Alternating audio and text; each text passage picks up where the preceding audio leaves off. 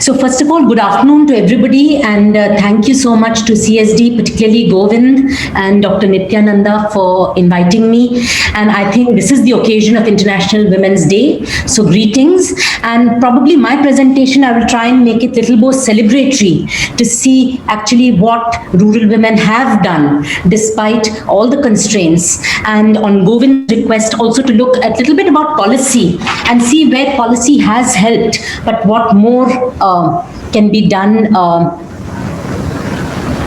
with policy. So thank you again, and I will try and be quick. So really my topic, I have been working for a long time on the issue of rural women and also with Govind on issues of land and employment and labor of rural women. But today specifically in the context of food and nutrition security, and I think the recent COVID-19 pandemic particularly, I'll make some comments, has really brought this to light very much. So we know that the rural context, there's more than 30 million people who are migrating, but as per the last census, only 16% of women are independently migrating for work. So what is a converse? Converse is most of the women then are staying in the rural areas. India, as we know, has about 80% are very small and marginal farmers. They're not able to survive. So when the men are migrating for work, the women are actually staying behind, engaged in agriculture, either in family-owned enterprises, so family farms, as unpaid household workers or their own family workers, or as agricultural or allied wage workers. So I think this is something that we know.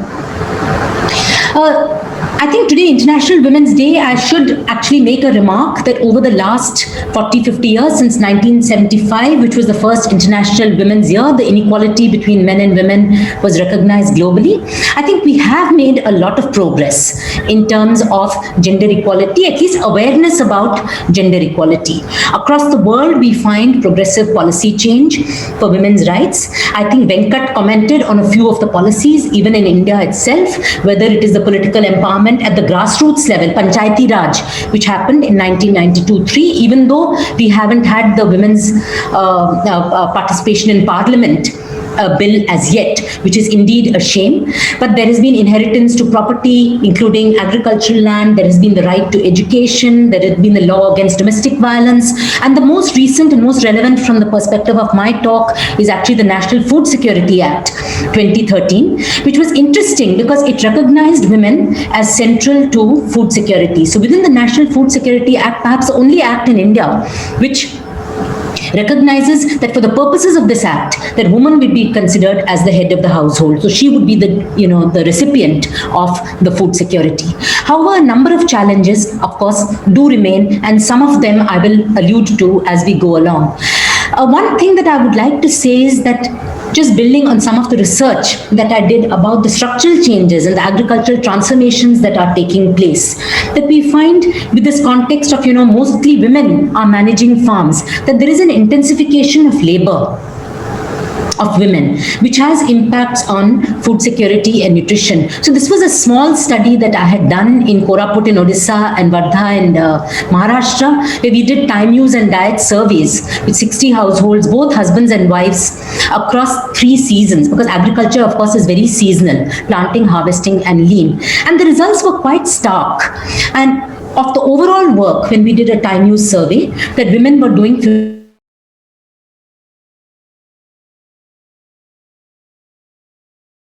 confirmed by the National Time Use Survey, which was released in October last year. But within agriculture, they are not minor. They are doing 75 to 80% of agricultural work in the planting and harvesting season. But alongside this, 95% of all domestic and care work.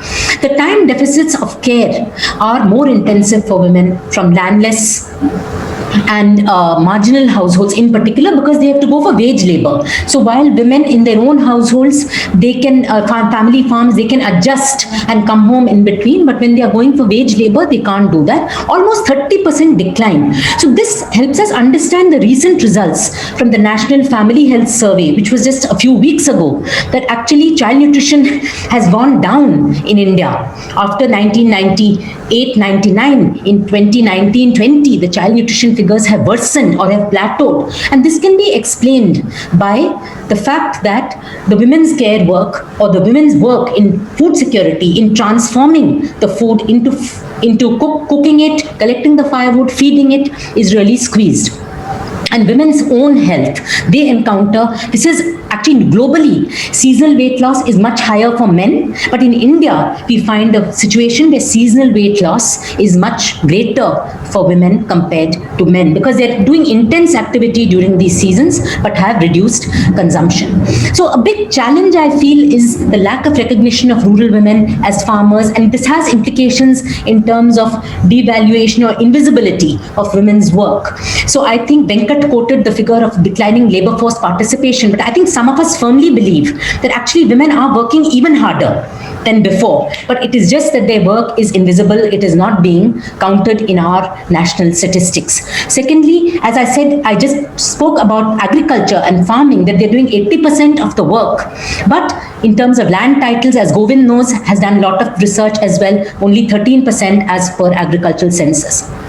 Poor health and nutrition, I've just given you some figures, and also violence against women I won't go into, but declining child sex ratios, Venkat has also referred to. And we find, for instance, in the Global Gender Gap Report, the most recent one, that India's position has gone down. Of course, rather than accepting the problem, we often end up challenging some of these global indicators, especially because Bangladesh has greatly improved to position 50, whereas India is at 112 out of 153. So I think this whole issue of gender inequality and challenges really remains. Just quickly, a very conceptual thing in terms of women. As I said, women are still working hard, despite the seasonal weight losses, despite overburdening themselves, labor intensification, because of the centrality of women for food security and nutrition at household levels. And this is a diagram that I picked out from the World Food Programme. But I just want to say that the blue boxes is about the livelihood assets, and the blue rectangular box is about household food production, wage earnings, cash, etc., which both men and women contribute. But when we move towards food and nutrition security, if you look at the yellow boxes, the central one is about care and health practices.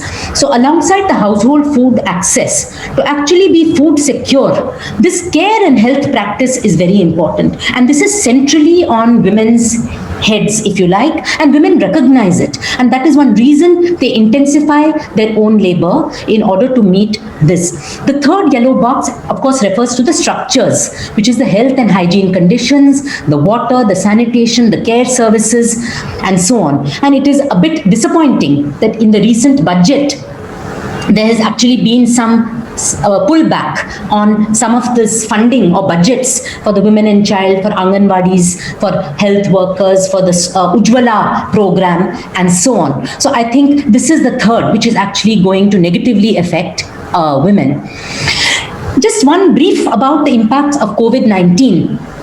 As I've just said, women have the primary responsibility for the procurement of food, and we have seen this, that it has led to enhanced stress. There's lack of money to purchase commodities because the men lost their jobs, they had to come home, increasing work burdens. Many women in Rajasthan, when the men were coming back from Surat and so on, after some very bad experiences there, beating by the police and so on, they let them rest at home, and the women did extra work. Apart from looking after these men, they also did extra work, going to Nariga jobs and so on. The increased care burdens because school closures, Anganwadi closures. So apart from care tasks with extra jobs, lot of women where I work in Bihar and Jharkhand and Odisha, that lot of women actually, the indebtedness really increased. And I think globally we are saying that COVID-19 has been a setback for all the rights, many of the rights gained, including in the US and so on. But I find that in terms of assets, that women indebtedness to bring their men back home from wherever they were stuck to provide for the family has led to a loss of women's assets further. And of course, there's also rising instances of violence and so on, which we know is a reality.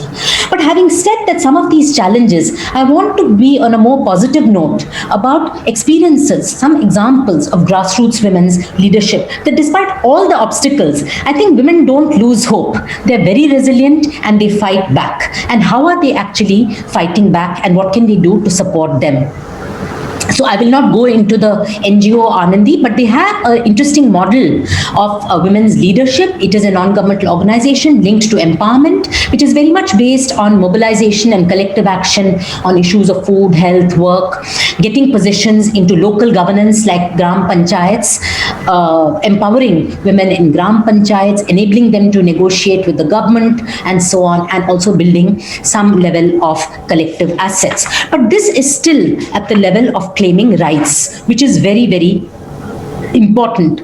I actually want to, and like claiming material rights, claiming credit, claiming land, claiming food, and so on. Rights is very important. But I think one thing that gets neglected, which I would like to speak about, is also women's knowledge. I think somebody mentioned this, but actually they're not only laboring bodies. We often treat women as just labor, that they will work and work and work. But we don't give any credibility or any importance to women's intelligence, their thinking, their critical faculties.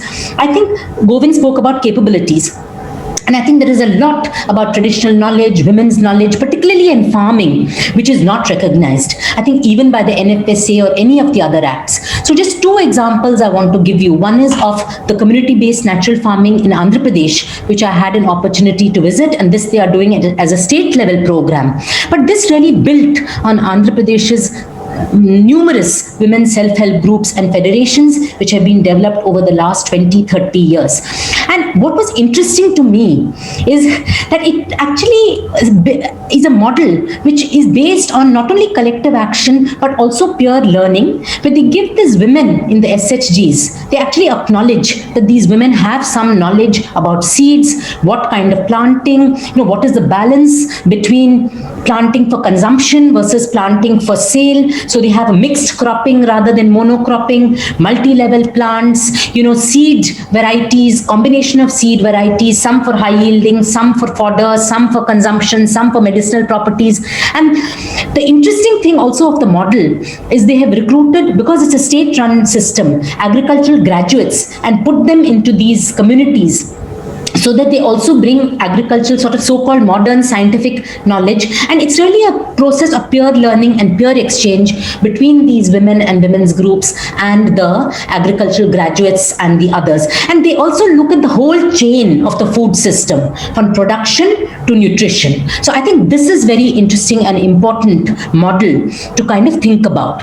And I will just talk in a few minutes about something that we ourselves are doing in Jharkhand with the Santals, actually in the Santal Parganas, which is where I have worked since the mid-90s. So this is an area very close to my heart for the last 25 years. As part of a Research and Translation Award, we have set up something called Chirag, which is the creative hub for innovation, reciprocal research and action for gender equality in sustainable food systems. So we draw a lot of the Santals and tribal communities in India. The literacy rate is very low, but this doesn't mean that women don't have knowledge. So our first dimension is creative practice, that we allow through performance, through local food festivals, through orality, for people to express and share knowledge. Capture this on a digital platform based on a voice response system. Curriculum development and of course advocacy for institutional acceptance is very important. So just some examples. This was exactly a year ago. I was there at the end of February before the lockdown, and this was in a local market or Heart. The women's groups, they were doing small theatre in order to talk about some of the gender issues within food and nutrition security. Then the younger youth, women as well as boys, young women and men, I think they try to document some of the traditional knowledge around local foods. They talk to their grandmothers, their mothers, their fathers, and they try to put together some of the nutritional values of some of these food items. Another intervention which was part of our project was actually cameras, participatory filmmaking. That this is a group of women there, and one of my colleagues from film studies, actually, she was very fortunate. Just before lockdown, the first half of March, till March 8th, she was actually in this village in the Santal Parganas, training and working with this group of women and some young men in terms of participatory filmmaking. She gave them this very high resolution professional camera, and it has been very fortunate for us us that over the last year, during lockdown, they have continued to make, we could not reach there, but they have continued to make films across season, documenting local foods. They set up a YouTube channel where they have been posting this. They have been doing peer learning, showing it to other community members, having discussions and so on. So this has been a great opportunity. There's a small video clip, but I will just skip that and move to the last part. Oh, sorry, just 30 seconds about the workshop.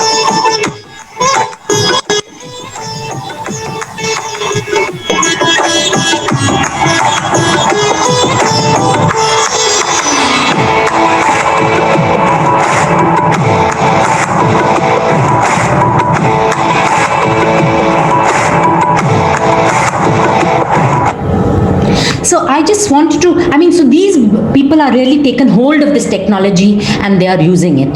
So I think just to conclude, I would like to come back to the conceptual issues around agency and leadership. So one is going back to the definition of food security, which has been recognized by the Food and Agriculture Organization. I think Govind mentioned in my introduction that I'm now part of the high-level panel of experts to the Global Commission on Food Security. And in our last report called the Global Narrative Report, which was released last year, we had suggested that the traditional definition of food security includes 4 dimensions: access, availability, utilization, and stability.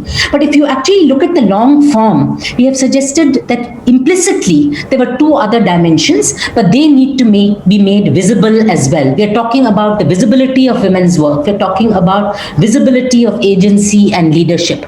So agency and sustainability. That all this that I have said in terms of food and nutrition security, it really involves struggles, everyday agency in order to provide safe, sufficient, nutritious food to all people. And we need to acknowledge this agency and support it. So what we have said in terms of policy shifts, which is what Govind was asking to comment on, that we need to look at food security and nutrition as a system, not just as a sectoral agriculture or food issue, but as an interconnected with other systems and sectors, including health, including education, including trade, the structural factors, including economic policy. These are very important. In the COVID-19 pandemic, we have seen that trade and supply chains broke down and led to decline in consumption. People were stuck, they could not transfer money. Health systems collapsed. So schools stopped functioning. So this is an interconnected system of food security. Secondly, I think very important that rather than focusing on individuals, when we look at hunger and malnutrition in all its forms, we have to look at the complex relationship to one another. And I have demonstrated early on that, mothers' lack of time or women's work actually contributes to child undernutrition. So unless and until we see the two as interconnected, we will not separately, whatever we may do, we will not be able to address issues of child undernutrition unless we also address work. And I think it goes back to the point that is it really declining female participation, or are women working more but we are not acknowledging it? And this is visible in our NFHS data of increased child stunting and undernutrition. Third, we have to work towards a radical transformation of the food system as a whole, which means, talking to local people, recognizing local knowledge, seeing what is possible locally, empowering local communities in order to actually exercise agency. They know what they do. We create more obstacles for them by saying that, okay, these forests will be taken over for some eucalyptus plantations in Koraput or something else. We destroy their food system rather than listening to them. And finally, that this has to be context specific. We have to be willing to take diverse solutions according to people's local needs. And my last slide is really that if we are really looking for gender justice in today's International Women's Day, then the policy framework to look at gender justice alongside food and nutrition security, I think first, many of us have been struggling, and Govind has been part of that movement of recognizing women as farmers and workers with equal entitlements, not just land or credit, but also in terms of their knowledge. I think high time we recognized women's knowledge. Secondly, public resources do need to be distributed equitably. The feminist movement has been asking for this, whether it is the distribution of nutrition-rich eggs in Anganwadi centers or schools or other social protection measures, maternity benefits, keep on diluting it. As I said, NFSA was one act, which actually recognize women, but it is being diluted through the maternity benefit is not being given properly. It is being restricted to one child, two children. This is not the way. I think it is a right and it has to be given as a right. Child care services, health services, all these have to be provided. Very important, I think, to reduce the drudgery of women's work, both productive work as well as reproductive work. And the Ujjwala is one example, and it is a pity that Ujjwala is also now sliding back rather than actually being strengthened. And finally, I think I have to say that the unequal institutional norms, the patriarchal norms, which Venkat was talking about, we have to address. We have to address to enable women's voice and leadership in decision making around their lives. We recognize women's informal roles. We overexploit their labor. Women self-overexploit their own labor, but we don't give them positions in the public domain. I think that has to change, and I think that is a priority on this Women's Day for the policy. Thank you very much, Govind. Great. Thank you.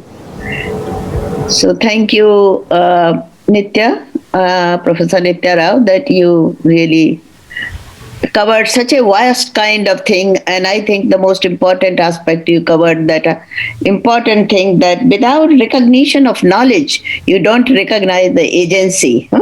So all kind of speakers have talked about patriarchy and agency, two words. And I was thinking that in brief, we can discuss about what is patriarchy. Patriarchy is really in terms of, it started in India, that in terms of as a movement work. But it really began to be, still have to do a lot of research on patriarchy, although some work has been done on Brahmanical patriarchy, which was referred in the first presentation, that was Venkat Narayan very well pointed out. But what is patriarchy? That would be really the male system or the male system's control over personal behavior, attitudes, then resources, and decision making. So in brief, this is the kind of patriarchal structures that we are talking about, where some people are considered impure and some people are considered pure. So that's why this whole Brahmanical patriarchy comes. I'm putting in a capsule form, so it is not detailed because of the time. We have limited time. And the second is also in terms of the agency. Agency was referred in all kind of sessions. It was very, very important. And agency is really having unmediated right to control and own resources. That what comes in one. Resources also include knowledge, freedom from fear of violence within home and outside. And third feature would be ability to think and act to secure strategic interest and, if necessary, to change gender norms. Decision making over their reproductive and productive work, including birthing and nurturing, and having representation and voice in society and influencing policy. Now, what we have been doing is the state is the domesticated agency. That means that women can have these rights, but not touch really the patriarchal structures. That's what you all have been talking about, or we all have been talking about it. But particularly all three presentations pointed out that without kind of, in crude language, say rocking the boat, this has been done. So I think that these are the features that we can discuss. But before I think that I will not take time any in summing up, but let me take some burning questions to all the kind of Professor Nitya Rao and then also Professor Maithili. And probably don't have questions, we can sum up on that. Yeah, thank you, Govind. I was just thinking that, one of the things is that, of course, we can always look, inheritance is a huge problem. But I think that now there is a lot of emphasis also that how do we create an enabling environment for women, even through social protection or the redistribution of resources, because inheritance goes to to the heart of lineage and family name and so on, and is quite controversial still. And I think one of the proposals that is being discussed, in fact in Tamil Nadu where I am right now with the elections, I think first Kamala Hassan said that if his party will give some money to women as housewives in terms of recognition of their domestic work, and today the DMK party has also announced that they will give 1,000 rupees for housewives. And I think this is a debate which has been a feminist debate since the early 1970s about wages for housework or recognition of housework. And it is not about the amount per se, but I think it is really some recognition that needs to be given, and we cannot value it exactly. We can't say that this is worth 1,000 rupees or 2,000 rupees. But I think the fact that you acknowledge that is an important contribution they are making, that is valued.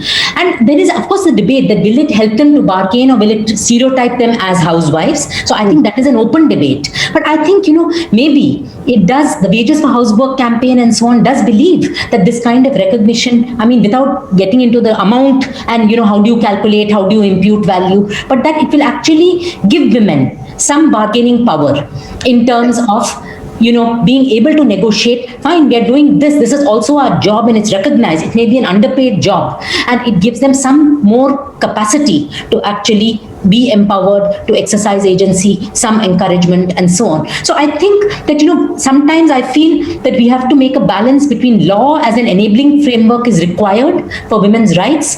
But I think the importance of policies and of supportive policies to create an enabling environment cannot be underplayed either, to strengthen women's agency. Women are exercising agency. They don't have a choice. They are exercising leadership on the ground. How do we enable it? How do we strengthen it? And I think a public policy has to address some of these structural issues. The fight for legal reform, of course, will remain. It doesn't go away. That will remain. But in the meanwhile, we do need supportive public policy, is what I think. Thank you. That's very important. Did you hear the important thing about Uttarakhand government passed an ordinance where the wives and the daughters would get the right to land, the half share of the land? That was in February. That is it came in report. I think I need to have the details of this, but I read in the mail and other kind of thing. This will be important change also with regard to land rights, and also as a move forward to 2005 Amendment Act. But I don't want to take the time. I think I can see Professor Vidyut Mohanty who wants to say something. Correct, Vidyut? Please go ahead. All right, I agree with all of you. Just I wanted to give a comment briefly that how the COVID has challenged women leadership to be front-line workers, and that is quite visible when we see the migrant women don't want to go back to different places. Instead, they are producing locally suitable vegetables, fruits, and other leafy vegetables which would fulfill their requirements. Perhaps the nutritional level will improve and recognition of their work. In this case, the market will not dominate, but it will be subservient to the needs of the people. Here the community will decide, and in this case, Panchayat leadership will take it. That is one aspect. The other aspect, let us go to Sindhu border. It is the women farmers who are, standing in front of men, and they are telling that until these farm laws are repealed, we are not going to go back. I don't know whether Modi government will oblige or not, but here also the women leadership is very big. There are many such leadership examples. These are two important examples which I thought I should tell. keep So this is not a question, this is the supplement, right? comment I did. Yeah, common I kind of. did say it is a comment. Yeah, that is very well understood. So I think, request for 2 minutes to each of the panelists. I mean, Professor Mathili first, because she has not yet spoken. Mathili, Thank would you. you like to say something? Yeah. See, we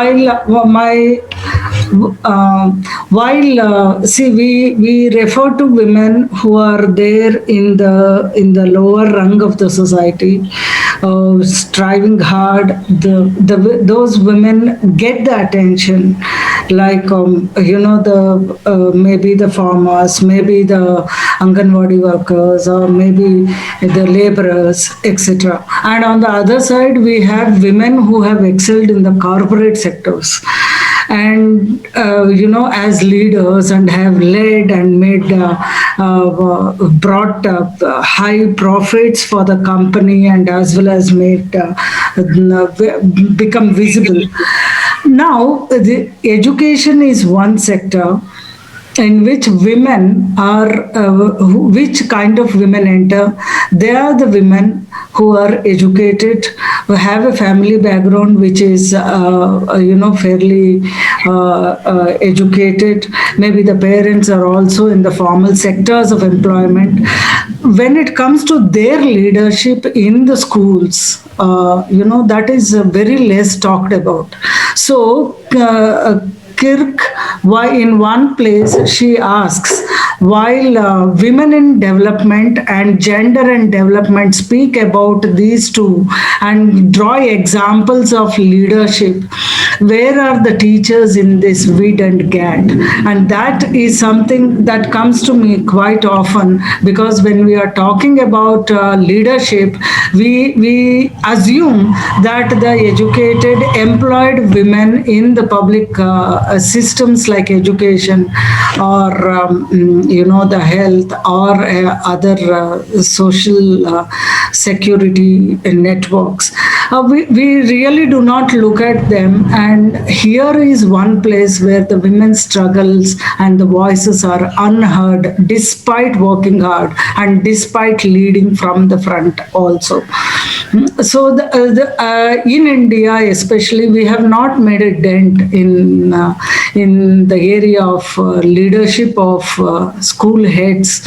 One of the preliminary, one of those first works I happened to lay work on unconsciously, since I thought that it is an interesting area. But it was found that this was one work which got exclusive attention on women as leaders. Earlier, it used to be like women as a category was considered, women leaders, that is the principals or HMs, were included, submerged under the category of teachers. There was no distinction between the teachers and the women who led the schools or who are education officers. So one of those critical important areas that we need to take up in our country as a discourse to begin on women leadership is in the area of educational leadership. We do not have. So even in terms of policy, when Govind Kelkar madam was trying to address this question of policy, our recruitment policies are gender neutral.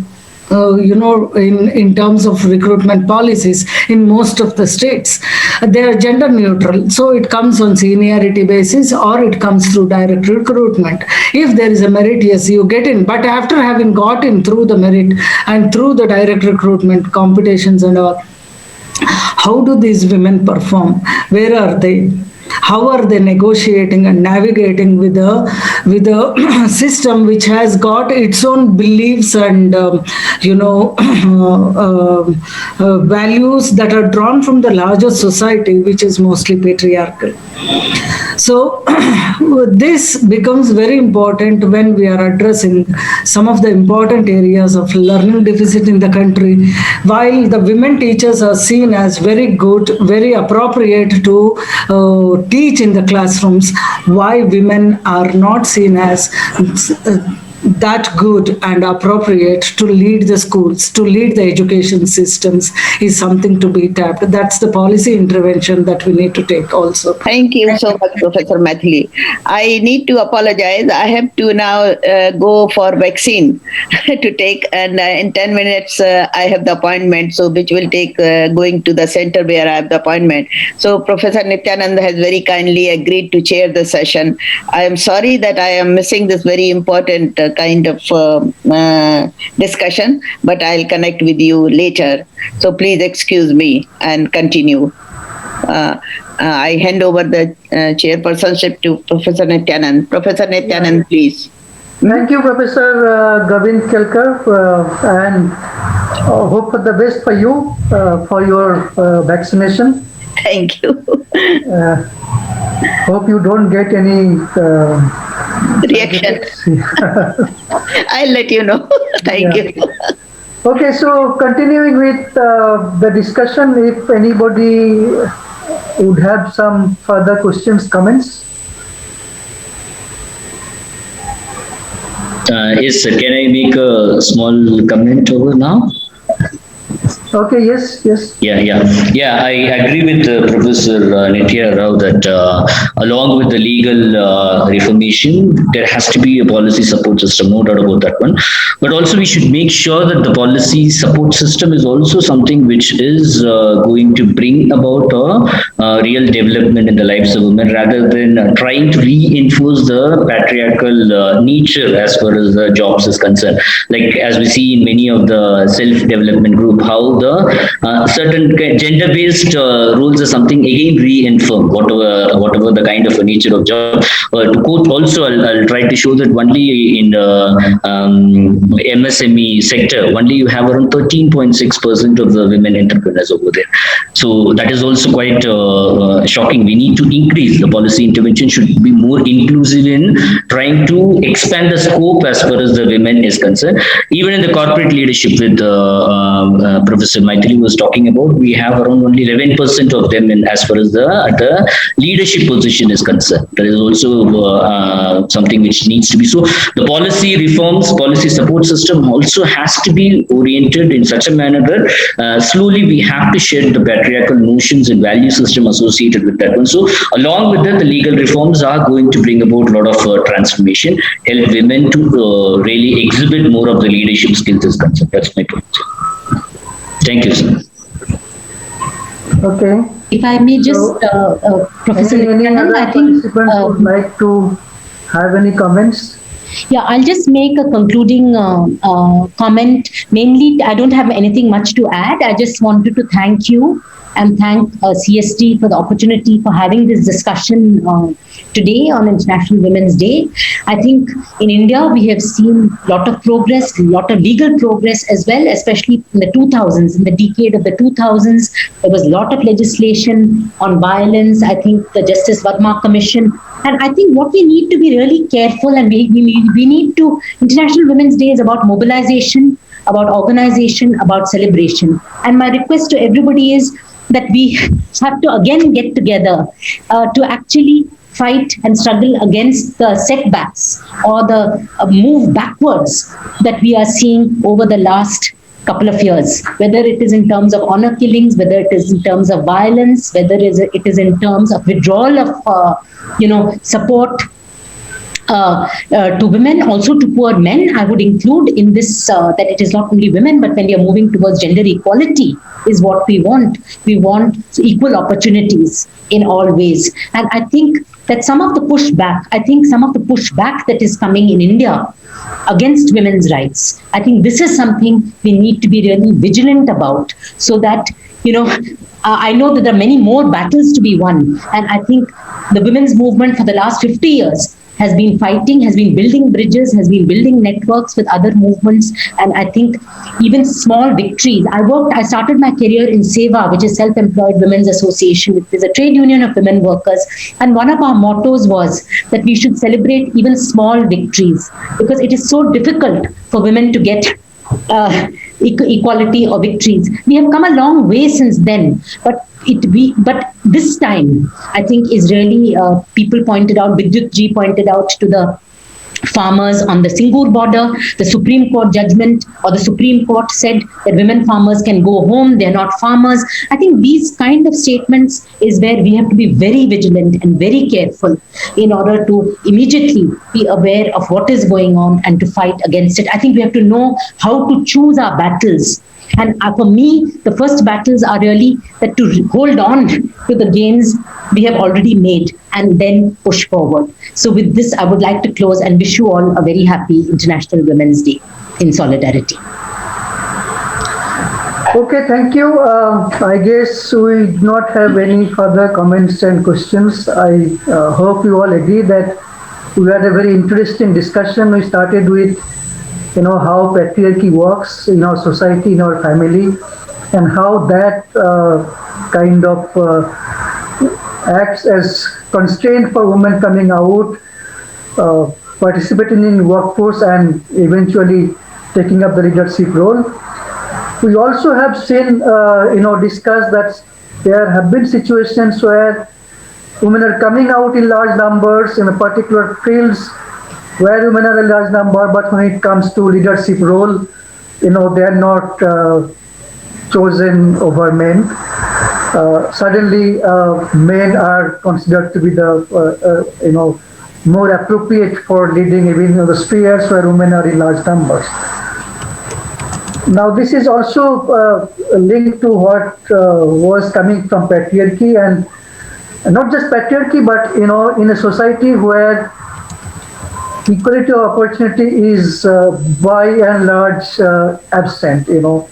It's not just about women, but if you think about other marginalized section of population, be it Dalits, be it tribals, you will see a similar thing happening. They might come up to certain level, but then beyond that becomes difficult. But we have also discussed, women taking up leadership role in rural economy, in food security, and how they are providing leadership in a very difficult situation.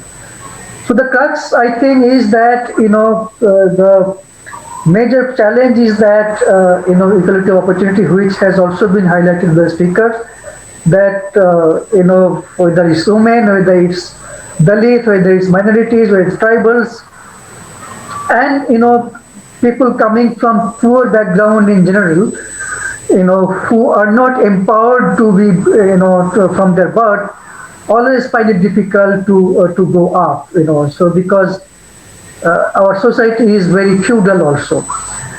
Now, unless we get into that, unless we ensure equality opportunity, unless we give equal education in terms of quality also to all, it's difficult to get out of all those things. So challenge is very huge. We have seen some progress, but of course that is not good enough, and hopefully we all would be with our fight, we all would be able to bring a better situation in coming days. I would now request Purnima to formally give vote of thanks to our honorable speakers and other participants. Purnima, please. Yeah. Thank you, sir. Yeah, thank you everyone. Thank you very much, everyone.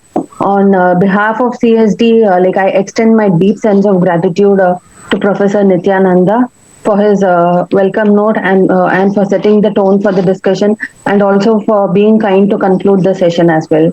And I'm extremely thankful to Professor Govind Khelkar for agreeing to chair the session and for the wonderful job done. And my special thanks are due to the three speakers Professor Nitya Rao, Dr. Maithili, and Dr. Venkat for their perspectives, the examples given on successful women leaders in food security, and for raising our concerns on critical issues that has to be addressed. And I also express my gratitude to my good colleagues at CST and the fellow participants of this event. Thanking you all. Yeah. Thank you, Purnima, for giving the opportunity. Thank you, CSD, for giving the opportunity. Ma'am, Nitya ma'am, got to see you on the panel, and I thank you so much. It was a wonderful listening to you, and as well as Venkat Narayan. Good to get in touch. Thank you everyone. Thank you CSD, and thank you Director Purnima, everyone, and the speakers Maithili ma'am and Nitya ma'am, everyone. It's really very good initiative, and hope we continue this dialogue for a long period. Thank you, everybody. Thank you, Purnima, for organizing and getting in touch. You all. Thank you.